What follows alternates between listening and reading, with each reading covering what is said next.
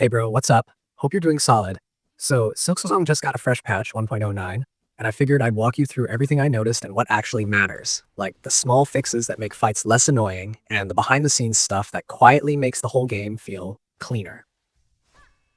The first thing that hits you is the controller support overhaul. They switched to Unity's input system to improve overall controller support. This includes rumble features now working for various controllers, and additional controllers being recognized. Some issues may remain, but the difference is immediate if you've been playing with a third-party pad or one of the oddball controllers that used to have quirks. There's also a small visual tweak menu-wise. They added additional dithering levels and it now defaults to low, and there's a film grain effect tucked into advanced options that comes off by default as off. So if you like that extra texture, you can enable it without it being forced on you.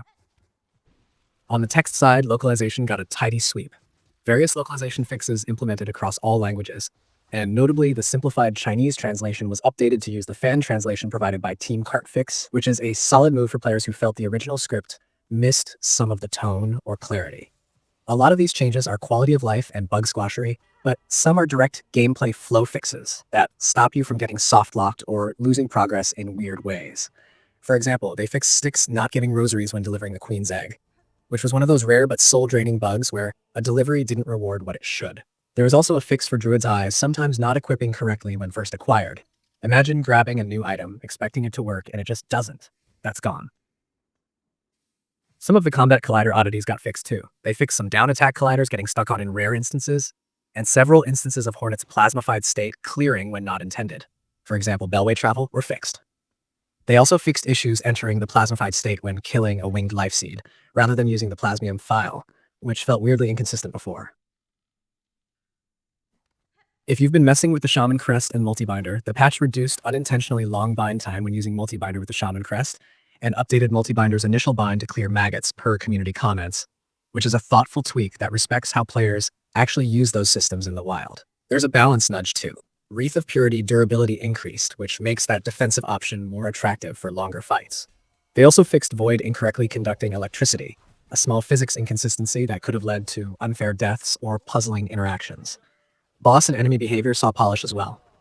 Gur the Outcast's trap throw attack updated from single lob to spin style to reduce time spent static, with other slight refinements that make the fight flow better.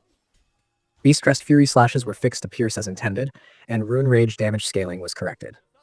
If you remember Threadstorm feeling oddly weak on later hits, that's been addressed. They fixed Threadstorm damage tapering so additional hits don't taper down as sharply, which makes builds that rely on sustained output behave more predictably. There were a few combat state bugs ironed out too, like fixing rare instances of regaining control when grabbed by a wraith, and fixing couriers incorrectly offering the same delivery immediately after completing it, which used to make delivery loops annoyingly repetitive. The patch also resolved additional instances of Hornet being able to push some enemy types through the floor, fixed issues when using Harpoon to stun or kill certain bosses, and fixed Fractured Mask not protecting against Volt hazards. All of that means fights should feel less janky and more like they were designed to be. Fewer moments where the game's physics or state machine undermines the moment. On top of those specific entries, there are the broad strokes described as various smaller tweaks and fixes, which cover a lot of little annoyances that add up. To make sure nothing was left out, here's the patch content as implemented. Updated, simplified Chinese translation to use fan translation provided by Team Cartfix. Switched to Unity's input system to improve overall controller support. This includes rumble features now working for various controllers and additional fictional controllers being recognized. Some issues may remain issues. Added additional dithering levels, now defaults to low. Added film grain effect to advanced options, defaults to off. Various localization fixes implemented across all languages. Fixed Sticks not giving rosaries when delivering the queen's egg. Fixed Druid's Eyes sometimes not equipping correctly when first acquired. Fixed some down attack colliders getting stuck on in rare instances.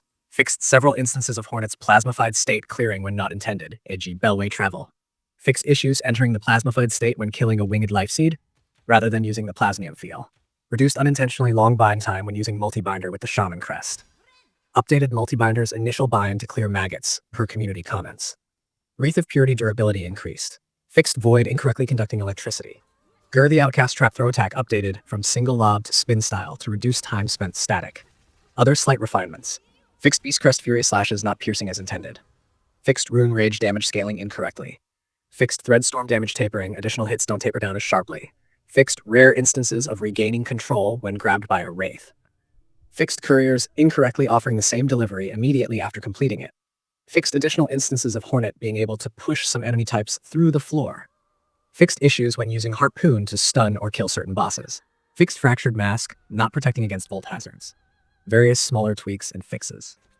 All in all, it's the kind of patch that won't make headlines for new content, but will quietly improve a ton of player experiences. So whether you're speedrunning, chasing collectibles, or just wandering the map, you'll notice fewer interruptions and more consistent interactions.